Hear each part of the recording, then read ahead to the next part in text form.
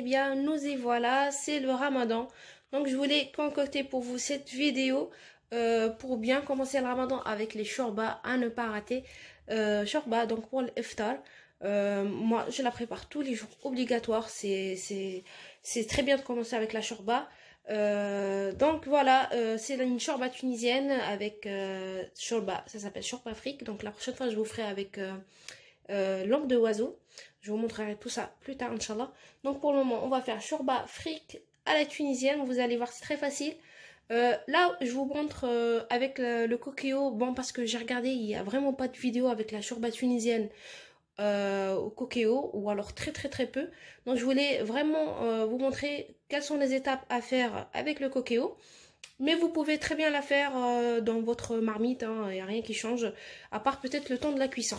Donc c'est parti, je vais vous montrer les ingrédients et vous allez voir, franchement, c'est très très facile à faire. A tout de suite. Donc voici les ingrédients qu'il vous faut pour la shorba.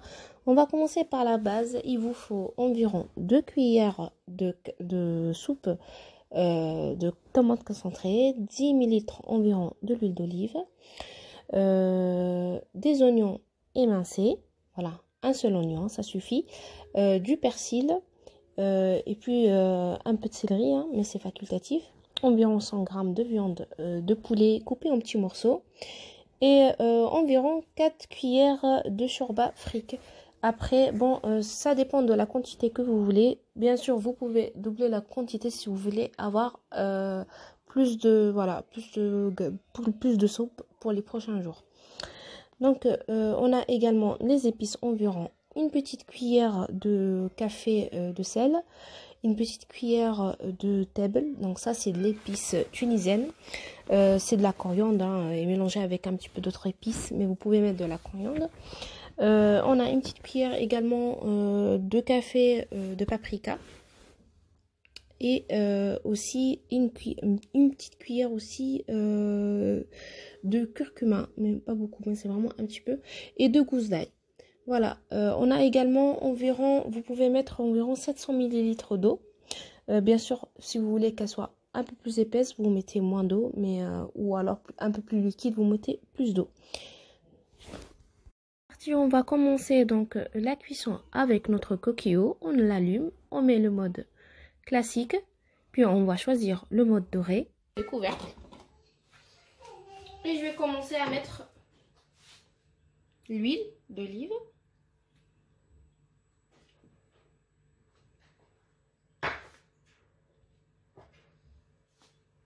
Les oignons.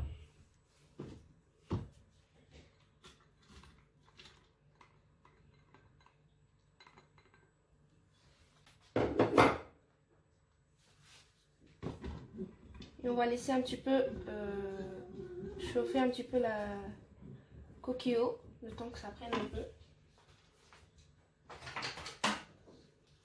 Une fois qu'on va faire un petit peu dorer les oignons, on va rajouter la tomate concentrée. Voilà, donc là déjà ça commence vraiment à chauffer, ça va très très vite, pas besoin d'attendre trop longtemps. C'est vraiment parfait quand on est pressé. Voilà, on continue à mélanger.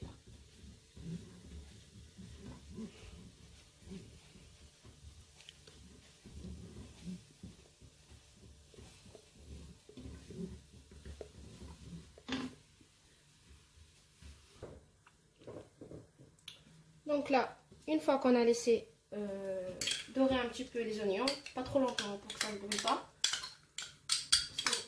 on met la tomate concentrée. Voilà, et on mélange. Et on n'oublie pas de rajouter la viande pour que ça prenne un petit peu avec la tomate. Voilà.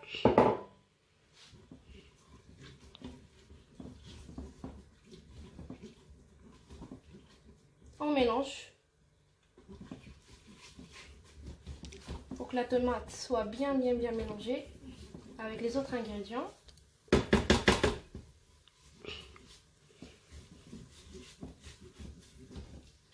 Le fait de la faire un petit peu dorée un petit peu la tomate concentrée. Ça a tenu un petit peu son acidité. Donc c'est pour ça qu'on ne la met pas dans l'eau directement. On la fait dorer. Aussi avec les autres ingrédients.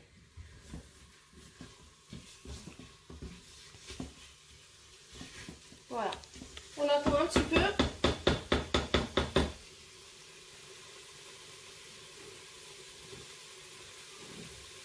On va rajouter toute l'épice. Voilà, c'est parti.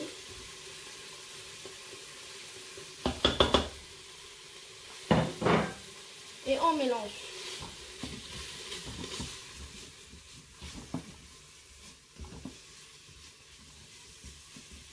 Et là, on rajoute l'eau.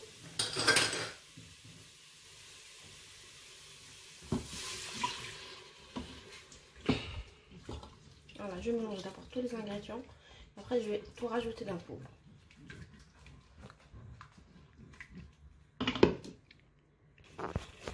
Donc là, on va rajouter toute la quantité d'eau.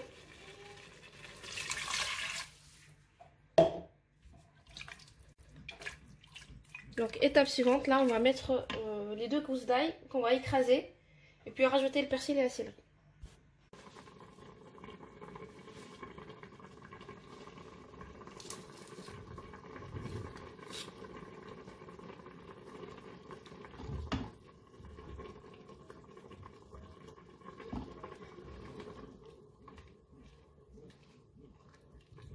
On mélange.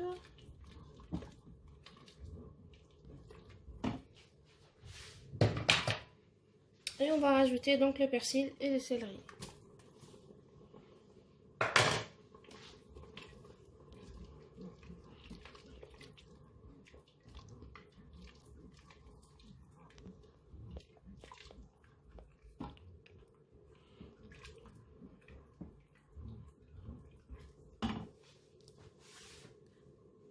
Et on rajoute petit à petit donc la shorba pour qu'on puisse voir vraiment s'il y a besoin de plus ou de moins. En général, on le voit bien, il ne faut pas qu'il y en a beaucoup quand on soulève la cuillère. Là, du coup, on va tout mettre. Donc la quantité, elle était bien juste.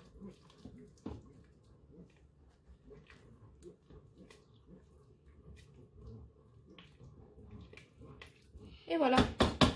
On va tout refermer. On va arrêter d'abord le mode doré.